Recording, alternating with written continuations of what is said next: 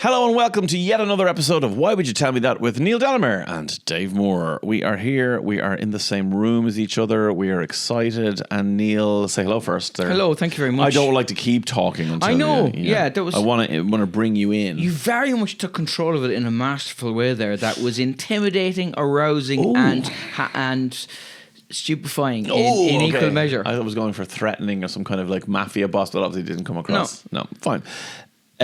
I got you something. Really? Before we even start the podcast? Yeah, before we get near a fact. Is it an infection? No. It has come in a plastic sealed bag. Okay. In fact, I was wondering when I sat down, were you going to hear me crinkling? Right, no. So, I haven't opened this. Okay. Is this something that has been sent to us? No, I bought this. Okay. Specific. This is very exciting. Now, again, if you're listening on audio only, this is you're going to struggle with this. So I would send you to our YouTube. We are video recorded all the time. Hello, video people. And we don't want to do things that are visual necessarily. A podcast is primarily an audio platform, and we are respectful of that. However, this is a visual thing that I've bought, Neil. It is crinkly. It says warning, keep away from small children. And it has a hazardous material thing on it as well. Yeah, lots of different things. It meets a lot of requirements in different languages. Like, for example, recicla al amarillo means recycle in the yellow bin. We don't even have that here. Bits of it are in English. It's also in French. Éléments d'emballage à séparer et de déposer dans le bac de tri. I presume the bac de tri is a recycling bin.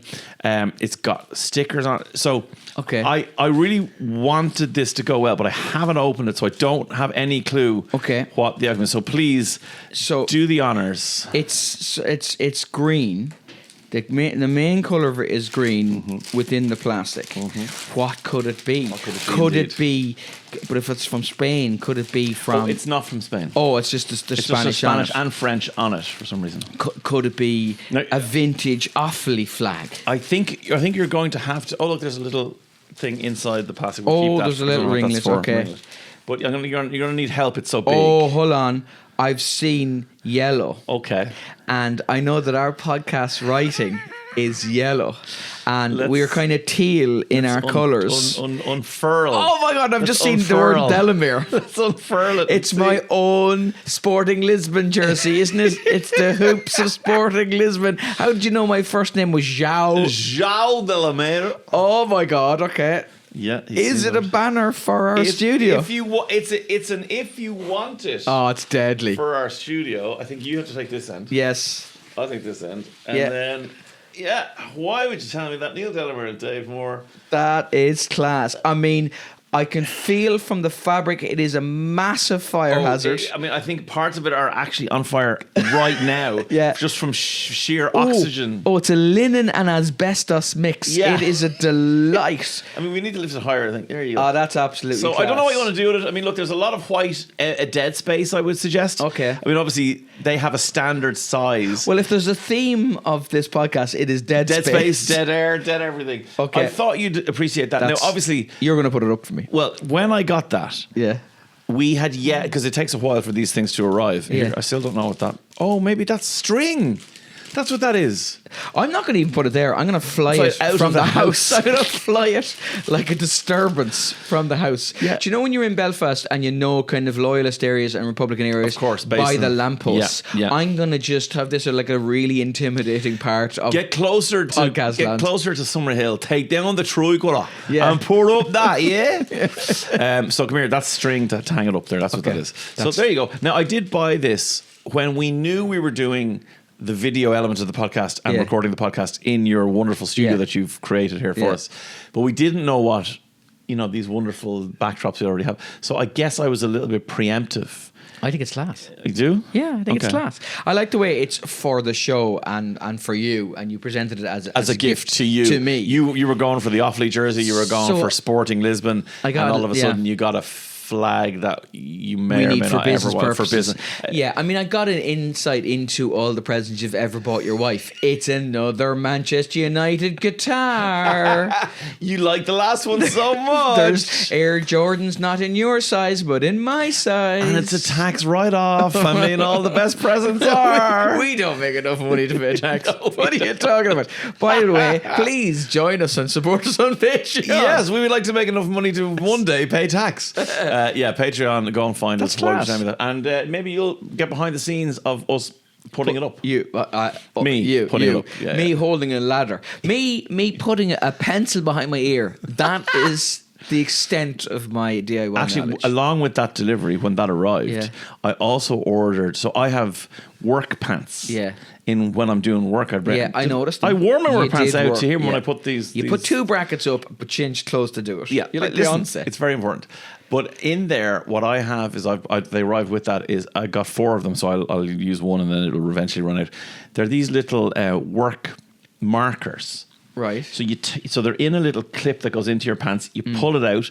It's like looks a bit like a pen, but then it narrows into a long, skinny metal cylinder. At the end is a nib. Black marker, very good for marking for holes, drawing lines, all that kind of stuff. So I was very happy with that purchase as well. Will you always measure twice, cut once? Oh my god, yeah. Always. Like, Do you know when you're a teenager or you're fully grown and you measure? I didn't cut anything. Yeah, I didn't. No. But I've measured more than twice. Even on that, you But measured. I haven't cut anything. And that was before the days of laser measuring. Imagine if that was a service. Imagine if you could go into a an lab. exact Yeah. measurement. Do you know the way, like, they said a lot of women are wearing the wrong bra size, and if you're going to get a Yes. bra, get it measured properly. Like, if that was genuinely offered, do you think people would go for it? Yeah, Yeah, of course they would. Okay. There's a certain cohort of people, it wouldn't be me, but there are a cohort of people who would absolutely go for that. I would 100% do that. You would. I would I 100% do wouldn't. that for an Edinburgh show.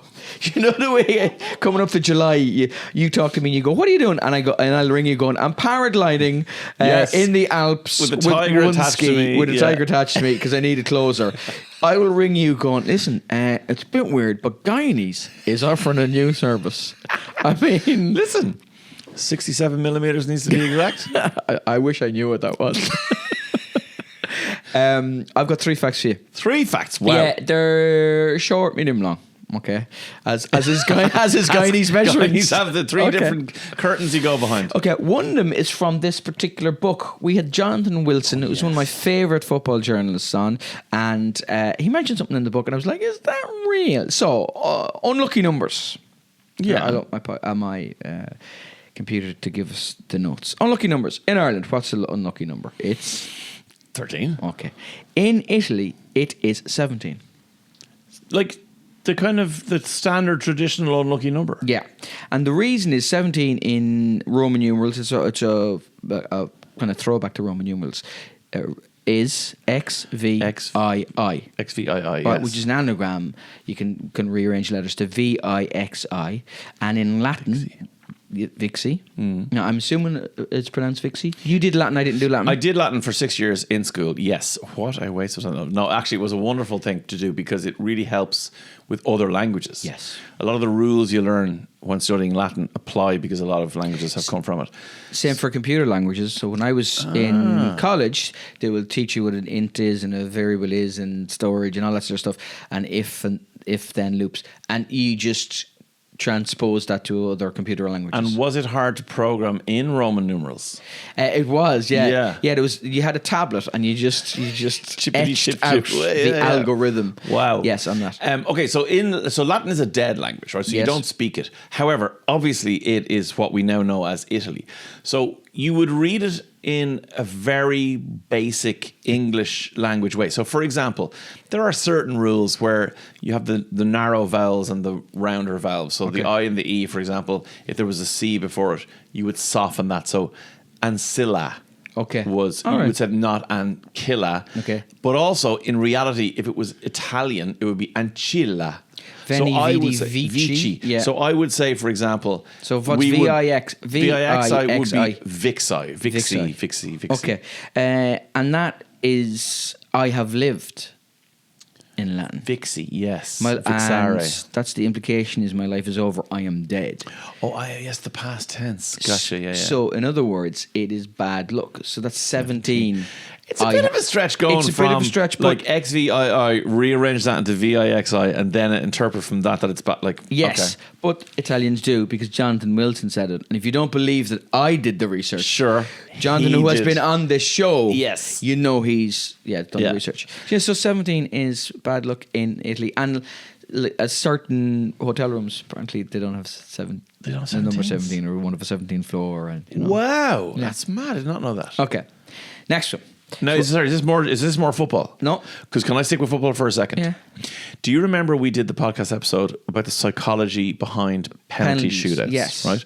So The look, Norwegian professor. yeah, it's an unbelievable episode. Go and watch it. But one of the key things I took away from it as a coach, a football coach, is statistically the team that goes first yeah. often wins, and also the team that loudly, verbally, Celebrates. vocally, demonstratively, arms around each other, lined up, shouts and cheers for everybody, Yeah. whether they score or don't score, Yeah. whether the goalkeeper's making saves, not making saves. They do not accept that there will be no cheering no matter what happens. That team statistically wins. Yeah. Very recently, I was involved in a penalty Hold on, shootout. something on this podcast was actually useful in a real life Actually situation. applicable and useful Okay. in real life. This Yeah. is a first. Yeah. So I've told my I've been coaching a bunch of boys since they were 4 years old. They're now in under 14, so 10 years of coaching them, right? Okay. And obviously at the start it was 60 kids in a like nippers group, but anyway, it narrowed down, and I've had the same kids all the way along. And when I learned this on the podcast, it would have been, soon after that, we would have been in a cup competition. And in preparing for the cup competition, I told the lads about these facts that this is what we'll ever do. We never got to a penalty shootout. Okay. Just recently, in the last 16 of the Hollywood Cup, Neil, that's Yeah. what it's called, in the DDSL, the Dublin District Schoolboys Schooler League. In the Hollywood Cup, we were playing the team that were second in the league above us. Oh, okay. So like giant killing Listen, opportunity exactly. here. We're a league down, and we're second or we're third, I think, in our league. They're second in the league above. So this is a big chance. Many places in between the two. Many places, at least 12. So we went 1-0 up. They pegged us back. Full time 1-1. Extra time. We went 2-1 up. They pegged us back 2-2. Penalties. Okay. And I had said to the lads during the week, I reiterated all these things. Yeah. So we stood there with our arms around each other. We clapped, we cheered, we were vocal. We cheered everyone's name as they walked up. We cheered everyone's name as they walked back down. We high-fived everyone all on the way, put them back into the thing. Our goalkeeper was away in Mexico. Right. So we had a fullback who's never played in goal for the game, and then for a penalty shootout. Yeah. We scored, they scored. It's 4-3 to us. And they set up for their... Sorry, we also won the toss and went first. Ah, okay, yeah. It's 4-3 to us. Yeah. They set up for their fourth penalty. Our fullback dives, saves by the post. It's 4-3 with one penalty each left to go. All we have to do is score. We clap, we cheer. Up goes our lad. I won't say his name because he missed a penalty and he might be a bit upset, but he was brilliant. He sends it over the bar. Okay. So it's now 4-3, but they have a chance. They come on, they score. 4-4. Sudden death. And obviously our 5 strongest penalty takers have stepped up, chests out, and now look across the line. And I'm like, and I'd said to them, everyone needs to be fake confident. It's another thing that he said on the podcast was like, you can't be nervous. You can't even show that you're nervous, even if you are nervous. And I grabbed a fella and I said, Jamie Sharp, get up there. And he looked at me and I went, go on. He goes, yes, coach. They all start cheering. He goes up, he buries it, right? It's 5-4 to us. Our goalkeeper, Bobby's in there. He's saved one penalty in his life because he's only been in goals for 6 penalties. Guy, they take ages to get their 6th penalty taker because they haven't been cheering. They haven't been shouting. They haven't had their arms around each other. They haven't got the inbuilt fake confidence that we have from all of this verbal volleys all the time. Yeah. It takes ages. Eventually, some poor kid walks up, takes a shot. Bobby goes the same way as he went on the one he saved, saves it. We go through in the cup. win the penalty shootout with the actual stuff that was in Why Would You Tell Me That? Oh my God. Yeah. I mean, I hope it doesn't go to penalties next time. You're going to be ringing me going, we're going to bury that episode because I've just given away all the secrets from the professor. Yeah, that would be bad. It is a great episode because it's genuinely fascinating. a level of... I know we're getting distracted here, but that's fine. It's a level of detail that you don't realise is in penalties. So he was involved in teaching the English team who put their penalty kind of hex monkey to bed. To the bed, yeah. Yeah, and like so stuff like when you put the ball on the spot. So we all know the usual things. Do you pick a place? Do you pick a side? Do you bury it? Or do you wait for the keeper to go and then you put it down the middle? But you wait for the keeper to go, right? Yeah. Harry Kane does both, he said. He switches. But the stuff like when you put the ball down and you walk back from the penalty spot, do you look at the keeper or not? Yeah. That was a level he was talking about. Yeah. Or do you turn your back on the keeper? Do you cheer the penalties? Do you prepare them for pressure? Because you can train pressure. This is the thing that annoys me when your national team doesn't train for penalties. Yeah. You can replicate. You can't replicate the crowd, but you can replicate every other element of pressure. You can replicate pressure. Yeah. And it is shown to work. That is absolutely So class. I was thrilled. So go back and listen to that episode. It is genuinely fascinating. Okay, and listen to the Jonathan Wilson episode as well. I think the Jonathan Wilson one is messy and about beef. It's about but no, I'm trying to think of the title so that people can find it. Refrigeration in Argentina and how it affected. But it was World something to Cup. do messy and beef. Anyways, in that one, and the other one I think was how to win a penalty shootout. Yeah, how to win a penalty shootout. So I was watching a TV show the other night. It is a little bit of a spoiler, not really. So I think we're okay with it. What? Have you ever heard of Margarita Burns? Is that when you're trying to take a pizza out of your oven and get your fingers caught in it? Hey! No, well, it's close. Oh. No, not really, but okay. I think Margarita Burns sounds like a woman who's having does. having I a assumed row. it was a person. No. Yeah, Margarita Burns is having a row with Tim Kelly. Yeah. She just took Paula Graham's husband. I was going to say salad ball, but you went straight for the marriage also, falling apart. I went for a name and I went to school with a girl called Paula Graham. That wasn't even a fake one. So I'd like to apologise to her. That was a random name I picked. No, Margarita Burns. It is it's from the Margarita drink. Okay. It was in an episode of The Pit. So basically, it's a type of sunburn. Medically speaking, a margarita burn is known as phytophotodermatitis. It's a form of extreme sunburn. Right. So phyto is plant, photo is lighter sun, and dermatitis is a skin rash. And somebody came in with this because this season 2, I'm not giving anything away, is set during 4th of July. Okay. So it is the skin's exaggerated response to the sun resulting in light to severe blistering. This person had really bad blistering. It's the 4th of July. So basically, if certain citrus fruits in particular have an organic chemical compound, and if you were cutting limes, which you would be for the 4th of July, but you'd also be doing it for a margarita. Specifically, it is for a margarita. You would. It has the perfect combinations of you're going to spill this organic compound on your skin. You are going to be outside, because who has margaritas in the middle of the winter? Sure. And it can react with sunlight and this organic compound just from lime juice and give you really, really bad sunburn if you are one of the unlucky people. That's crazy. Yeah. It's normally a topical reaction, but when you've spilled something on yourself, you're chop, juice. If Diet Coke, or I suppose Diet Coke margarita burn. Diet Coke burns doesn't sound as good. No, it doesn't. Margarita burn sounds great, but it definitely sounds like somebody who is part of the Tidy Towns committee of Athboy. Margarita burns. Well, I'll tell you one thing. The roundabout would not be in bloom if not for the sterling work of Margarita Burns. Thank you, Margarita Burns. And she kept her maiden name. She did. Margarita Burns. Fair play to her. She was marrying a fella called Hawaiian, and she thought that was 2 pizzas in the one name was probably a step too far. So a subset of phytophotodermatitis is also known as Burlock dermatitis, which is a 1920s reference to the fact that it frequently affected people who wore perfume and colognes that contain bergamot oil, which is also which is derived from oranges, so and they have that same organic compound. compound. Go out in the sun and get burnt To a cinder, and you go, why am I getting burnt? Why am I getting bad blisters? And by the way, these can be pretty bad. Oh, yeah, I'd imagine. So, yeah. so like they can. So if you mess around with them, you can get hyperpigmentation. So what you should do is you should try and cool yourself, and you should try and take an antibiotic. Because it was one of the suggestions that never pop the blisters. Stop. Put an antibiotic. Don't be doing that. Yeah. Ointment on yourself. But you can also get it's normally topical, but you can also get it from eating celery, for example, because it's in celery. Oh. Other foods that can lead to photodermatitis: carrots, celery.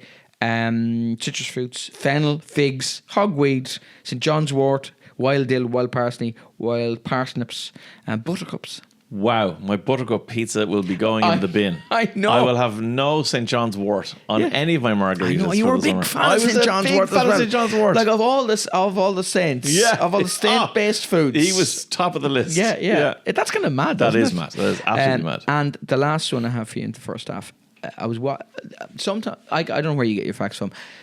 I get them from reading. I get them from TV. A lot of the time, something happens in TV. Of toilet walls. Toilet walls. Yeah. Phone Margarita Burns for a good time. 667 125. She likes it deep and crisp and even. I really hope there isn't a real person called.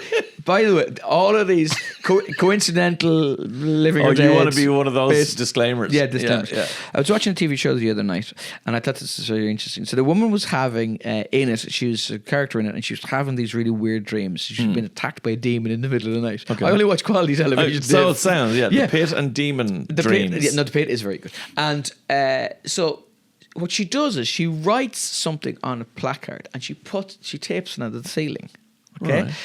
And I was like, what is she doing this for? She's a psychologist or psychiatrist on the TV show. And the demon comes along and sits on her lap again. Sorry, can I just ask, is this like a reality TV show on one of those like programs where like, haunted nightmares 2? Like it's this is a drama. It's a drama. Okay. Right? I'm kind of disappointed in that because I was hoping it was going to be Charlene is haunted by a black demon from the seventh ring of hell. In the haunted house. Yeah. And Charlene has a poltergeist in a tizzy.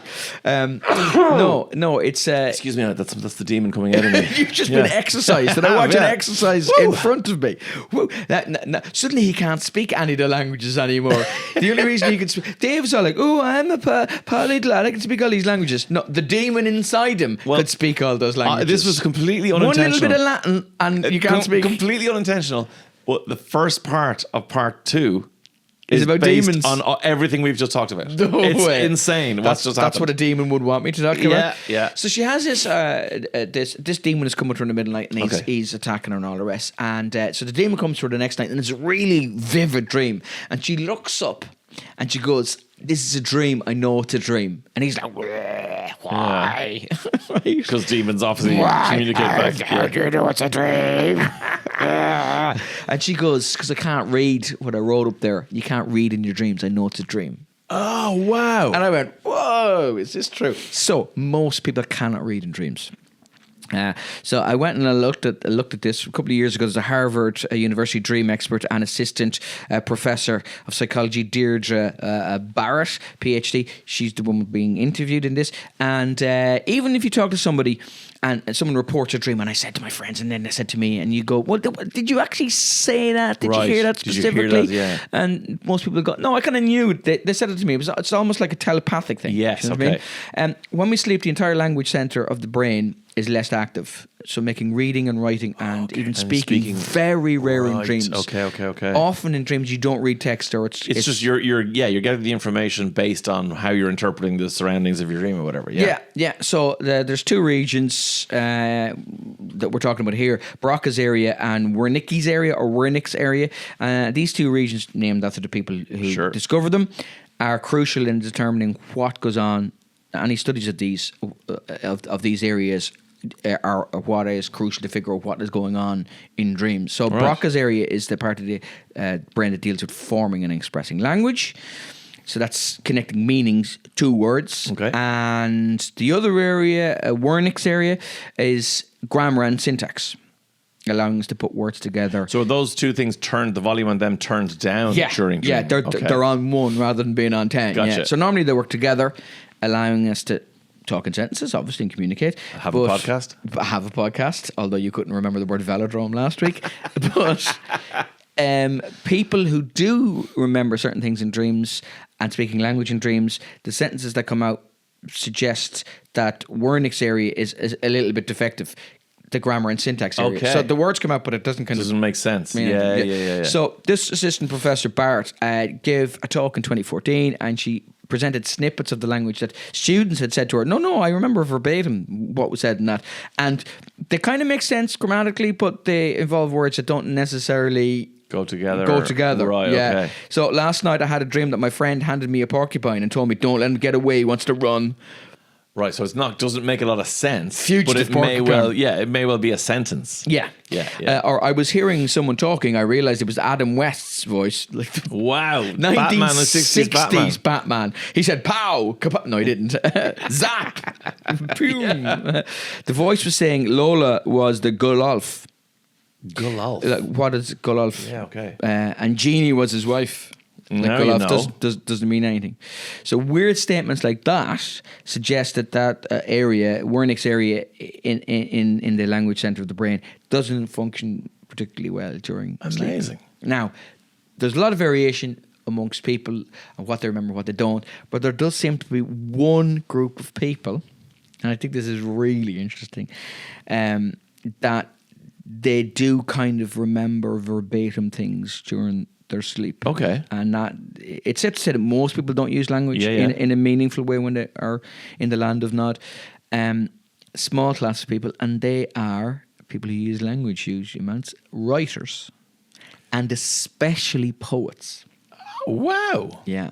Because they're constantly fixated on structure, sentence structure, obviously for writers, paragraph, chapter, whatever, And but language. also and language in general, all the elements of language. So Samuel Taylor Coleridge, she points out, wrote Kubla Khan, and he saw it in a dream. And there are lots of poets who said that I have woken up with stanzas in my head and verses in my head, and yeah.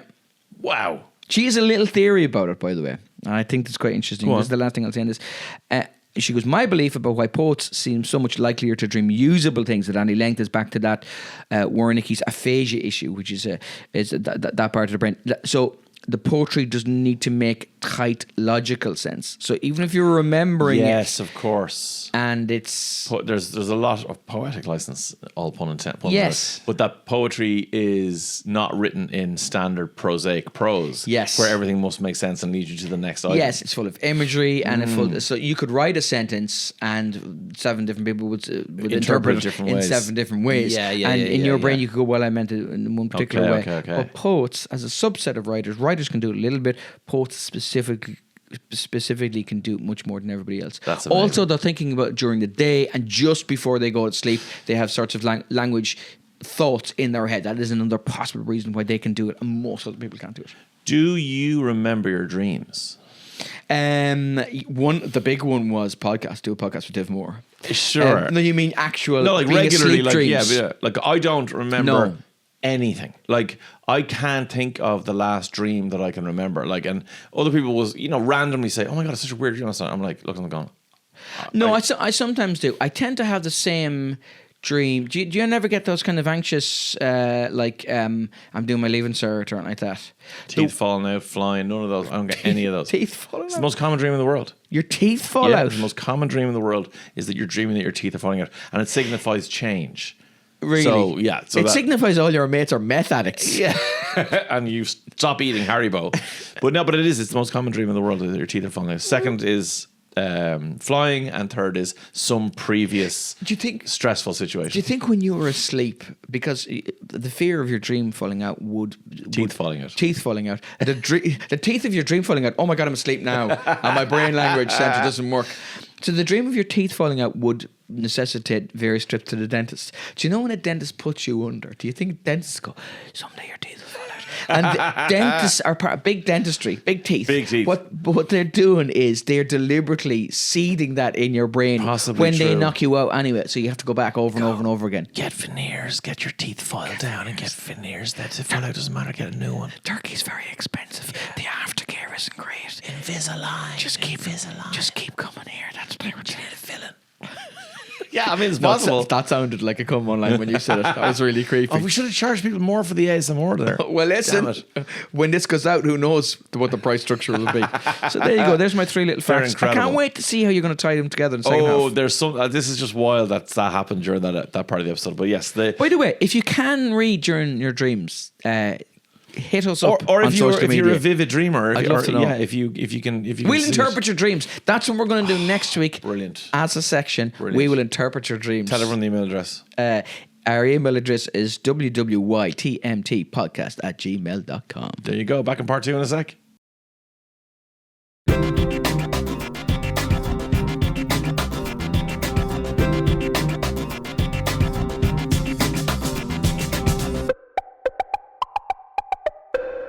Welcome back to part 2, where Dave's phone has just vibrated No, I'm just with an getting out my immediate notes. text saying, "Get teeth checked."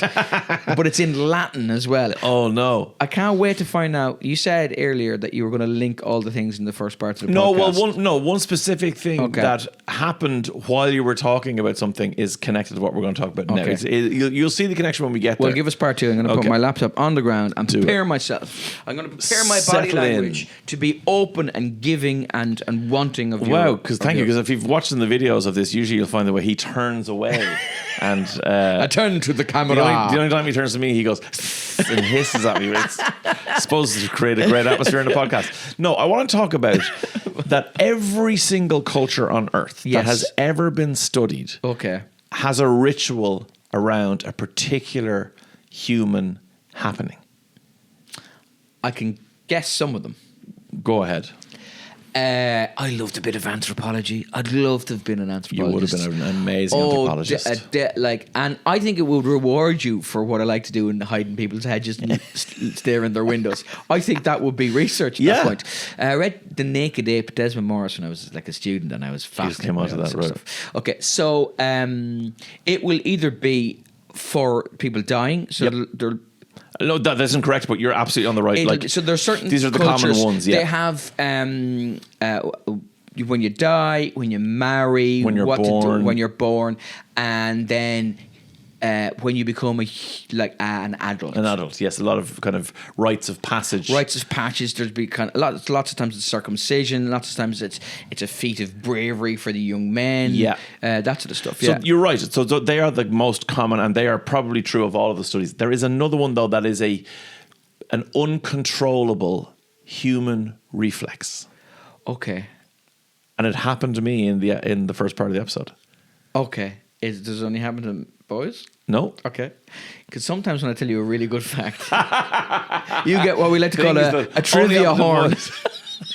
This is not one of my famous trivia horns. Can you imagine if I told you such a good fact that the microphone just slowly started to No, move could you away, imagine was being that nudged away? After 5 years of this podcast, that the only reason I was actually doing it was because it was my kink. Yeah. Was that having Yeah. a bearded Offaly man tell me facts Yeah. was the only thing that could get me off. Shane Lowry is busy, so we got our sass Shane Lowry to ask him quiz questions. Which state has the easternmost, northernmost, and westernmost point of America? Oh, it's Alaska. So No, hang on, it just happened. It happened in the episode, the first part of the episode. So there's a spontaneous thing that happens in humans. And every single culture ever studied has a ritual around it. Has a ritual around it. Yeah. No, I don't know what You is don't remember what happened when I went, Oh, you sneezed. I sneezed. Oh, wow, okay. Sneezing Yeah. is the one human... So burping, farting... Yeah, all his bodily other functions. bodily functions Yeah. are passed over like whatever. Like, yeah, sure. But we need to everybody build thinks the expelling of that Oh, is... wait. Okay. Oh, hold on there. We want to build up to all of this, okay? Right. But no, so every culture that's ever been studied has a thing on sneezing. Okay, Yeah. so for example, in Germany, if someone sneezes, you hear Gesundheit. Gesundheit, okay, which means health. Okay. It's the same in Spanish, same in Italian. In Irish, we say dealing. Okay. Right, so God be with us. Yes. If you're sneezing, whatever. So that's what you would say. In Arabic, it's, let me try and get this right, Alhamdulillah. Wow. I was practicing that, which means praise be to God. In Mandarin, it's Bashuai, which means, or Bai Shui possibly, which means may you live for 100 years. Wow. In Russian, which I speak relatively well, it's Budstarov. Budstarov. Be healthy. Okay. Like you're it's an instruction almost. You know what I mean? Oh, Budstarov, be healthy. Interestingly, in the Maasai tribe in Kenya, Yeah. when someone sneezes, they spit. Not at the person, Yeah. but in general, because saliva is considered sacred, a sacred blessing. So it's effectively. So if I sneeze, do I spit or No, do you spit? you sneeze, and like me saying, bless you, Gesundheit. or Gesundheit, or whatever, I spit. Right. To show you that the sacred saliva blessing has been given to you. Effectively the same as saying, Gesundheit. Gesundheit. Whatever. Really? Amazing, right? Asian culture's got fascinating practice on this. In Japan, South Korea, and India, if you've a random sneeze, someone's talking about you. They 100% believe that. So that happened to me during that episode there. So And you sneeze, so somebody somewhere is going. It wasn't like I inhaled pepper. It wasn't like I have a massive head cold. No. I just sneezed in the middle of the episode. Something tickled to the inside of my nasal passage. Well, I do have snuff in this house I at didn't all points. realise Yeah. that's what it I'm, is. I'm in my. Oh, sorry, no, I thought it was the asbestos from the sign that we got. I'm in my dual era, so I might slap you with a white glove and demand satisfaction, and then have snuff at some point. Right, okay. So no, you just randomly sneeze. So someone somewhere else is talking about me. Someone is just like has pinned some poor young lad to the ground, going, "You didn't save the penalty," and that fella's going on bragging about it now, saying he's some sort of expert. Well, there are those beliefs, aren't there, that like an unpredictable shiver. Yeah. Someone's walking on your grave. Yeah. Like obviously Even though you're not dead, You're not yes. dead. You're not. Yeah, all that. Whatever. Your ears are burning. Someone's talking about you. Whatever that is. Yeah, yeah. I mean, the all voodoo of which can be doll explained things. by a high temperature. Really, Almost everything. That's yeah. very interesting, though. I love this. During COVID, they must have thought it was gossip was flying around the world. Sure, nobody had to talk about it. They had to be talking about you. Yeah. In China, if you sneeze once, Yeah. it means someone's talking. Sorry, someone's thinking about you. Yeah. If you sneeze twice, it means they miss you. And if you sneeze 3 times, they're actively bad-mouthing you. Now, I would say that if a Chinese person lived in my house, Yeah. they would think my wife is the most hated person alive. Because if it's gradually going like, oh, they miss you, they're thinking about you, Yeah. they're actively talking about, I think the record I've ever counted for her was 38 sneezes in a row. What? Yeah, no, she is. My father-in-law sneezes. He never sneezes once. He sneezes a certain amount of times. As well. Like all the time, or like as in the same number all the time, or just a lot? Same number all the time. Wow. Yeah, and my wife will go, he'll sneeze and she'll go, watch 2 more now. And he'll go, achoo. Yeah, like twice so more. I never say bless you to my wife Until the very end. I'm confident that we might be 4 deep, we might be 7 deep. I can kind of tell by her. And I'm going to back off the microphone. But she's the loudest sneeze imaginable. She's such a dainty, Delicate beautiful, little flower. delicate flower of Yes. a woman. And then she'd be like, "Whoa!" Jesus Christ. And then I know there's 7 more coming.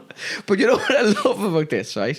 38 sneezes, Yeah. by any stretch of the imagination, is some degree of medical episode. Yes, I right? know. It's hay fever writ large. It is something is going wrong. This woman has inhaled pollen into her lungs, into her soul. There is asbestos. There is a small forest growing in it, producing its Microfibers. own pollen. Yeah, you could if she dies from this, the pathologist could cut her open, and it'll just be like an Interflora ad. And what I like about this, Yeah. in the midst of this, so when we got to maybe 12 sneezes in a row, which is a lot. which is a lot. I mean, 12 is a big number. We're only 1/3 of the way there. We're a third of the way. But any other human in the history of the planet would have gone, this is a medical emergency. A doctor needs to be wrong. A nurse needs to be consulted. We need to go online. Some kind of witch doctor needs to be called. A witch doctor. Yeah. Nobody else I know would go, this needs to be recorded. Yes. I need to know exactly how many sneezes. Because if she does 13, this would be disappointing. Oh, yeah, So totally. you've got sons and daughters, and say your 2 sons are there, and you're going, get the thing from a Odd bouncer. numbers, even numbers. Keep The thing Go that to the bouncer click, uses yeah, a yeah, clicker. yeah. Should I ring an ambulance? No, you will witness medical science. We will talk about if she lives afterwards.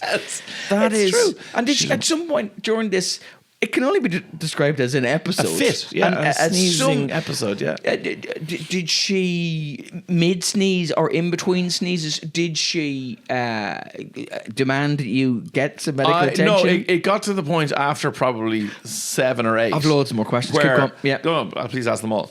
Where I was like, come on. What? Like, that's 10. Like, what? This... Did you start counting them off? Yeah, at that point I did, yeah. And then she would there would be little gaps, you know. She would have 2, 2, and then she'd look at me and I go, like, I knew she was okay. I knew that I didn't need an ambulance, but I was like, that's enough. No, that's enough to an involuntary movement. Yeah. She's not sneezing deliberately to annoy you. And was there anything in the vicinity? Like, what does she use as a tissue? It must be like a full-on parachute. This seems to be a much more... It's a dry sneeze. Dry, but a much more kind of... Do you have a cold? It's reactive. Like, now she has a dust allergy. Okay. So I'd imagine that doesn't help. And you know, perhaps it was... Were you in a funeral parlour? Was there just ashes of the dead around and that set her off? Perhaps it was things like the radiators were on for the first time in the, you know, after the summer. Okay. Obviously it's dusty, you know, those things, and they're each other, and then that's a killer for her or whatever. Look, I don't know exactly what the circumstances were. Anyway, she sneezed 38 times. Now, her mother, my mother-in-law, is incredible. Where Tracy's volume is deafening. Does she do that? No, this is what Anne does, right? Anne, she'll go.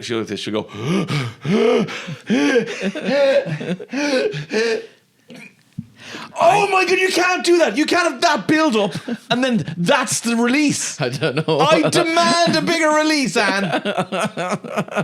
What a weird thing to say. That's all I'll say to your mother-in-law. To my mother-in-law. That is remarkable. Now, I've never heard her produce anything beyond a whisper of a sneeze. Can we go back to Tracy and the 38, please? Yeah. Now, were they of equal size? Mm-hmm. Were they like contractions? Did they get closer together?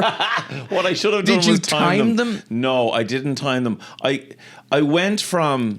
See, the weird point is now you have a starting point. So she sneezes again and she gets to like 8 or 9. You're going to gather the family round. Come She's on. going for the record, guys. This is the thing. This could be a YouTube thing. Like, you know, a series. No, my mood shifted. Just leave it random. Yeah. Like, fucking, here, beat out that carpet there now. Your mother's coming home. My emotions were a bit of a roller coaster. Right. Because I went like, oh God, that's a loud sneeze. You know, like but this is standard. This is normal. You know. Yeah. You know, God, like kind of that. There's my wife having a loud sneeze. She's sitting on the other side of the room, whatever.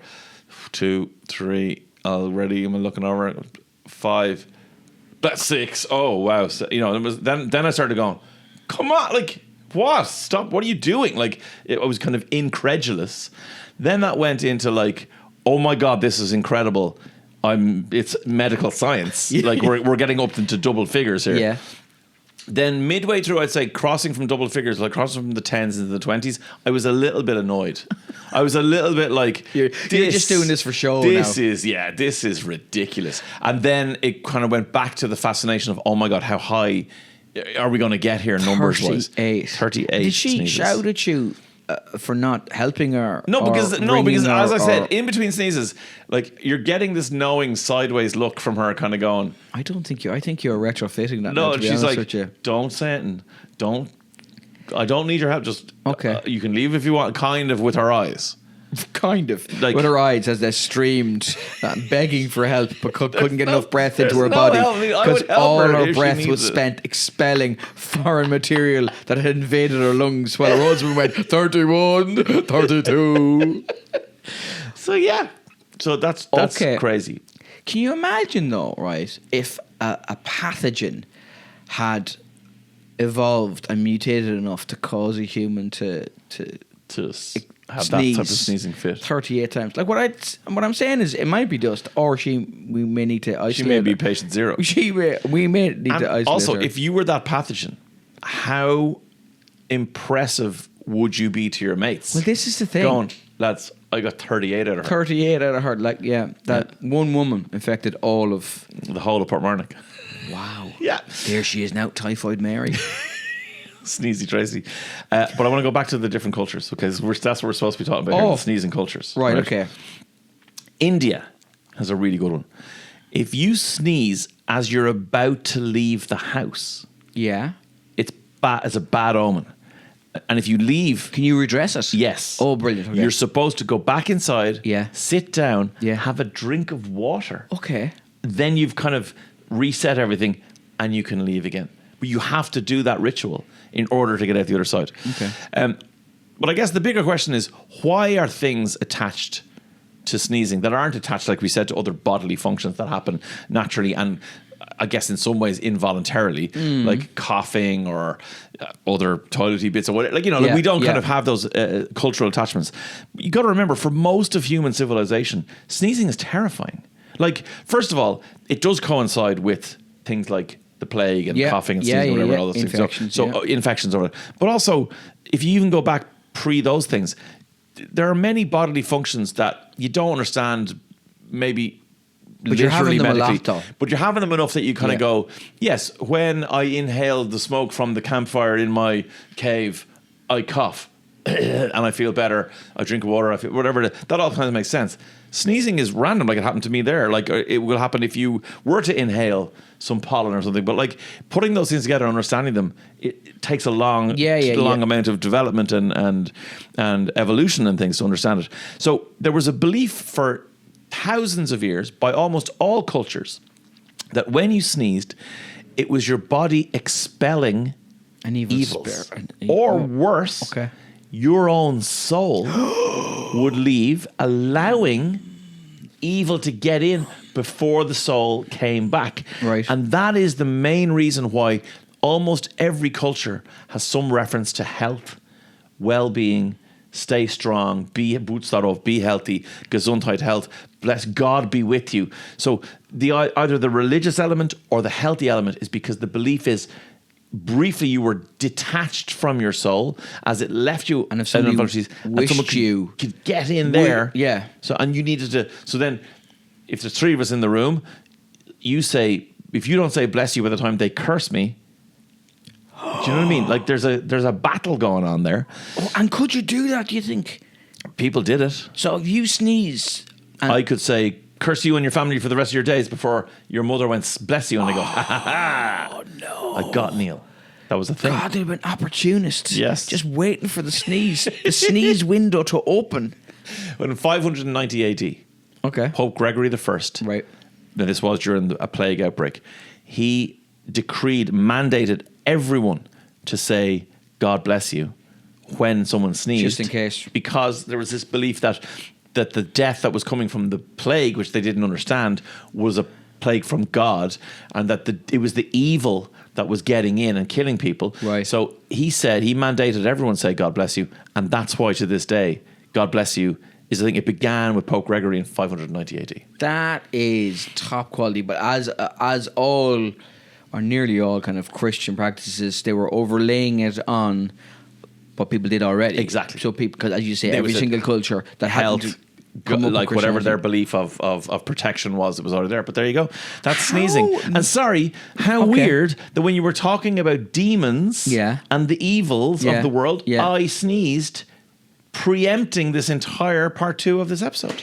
That is amazing. It also would suggest to me that your wife is very haunted. I mean, like she's What got, you don't know is in between each of the 38, she sneezed and I went, devils inside you. Get the evils in. like They're terrible. She expelled either her own soul 38 times in a row. which is amazing. She's a soulful human being. She's an artist, and She I've seen is. her art, and it is soulful. It is, Or it is. she's getting rid of 38 demons, or she sneezes, you wish her evil, and then she gets rid of that demon. Okay, it could be the same demon 38 So eventually times. on 37, I laughed so hard that it had Yeah. gotten this high. I Yeah. forgot to You curse forgot to her, curse her. and she could sneeze my evil out, get her soul back in, and then So what we'll do immediately now this is over, we'll go online and see if we've any listeners in the Vatican. If you can get in touch with us and let us know where we stand in terms of getting Dave's wife blessed or and blessed or exercised. something, yeah. That would be great. Thank you very much. What an episode this has been. Tell you what, lads, I've enjoyed it. Don't forget to email us, wwytmtpodcast@gmail.com. And check us out on Patreon as well. And if you're listening to this, watch us on YouTube. If you're on YouTube, you can also listen to us if you like. Yes, and you can listen to him on the radio between 9 and 12. Thank you. And I am on tour, as always. I'm doing the TF Royal in Mayo on May the 9th. I'm doing the Olympia on May the 8th and September 20th. So I know his dates off by heart. Like Lyceum in Edinburgh and the City Variety in Leeds and London Leicester Square Theatre and all over And he the will place. curse you with every show. At you.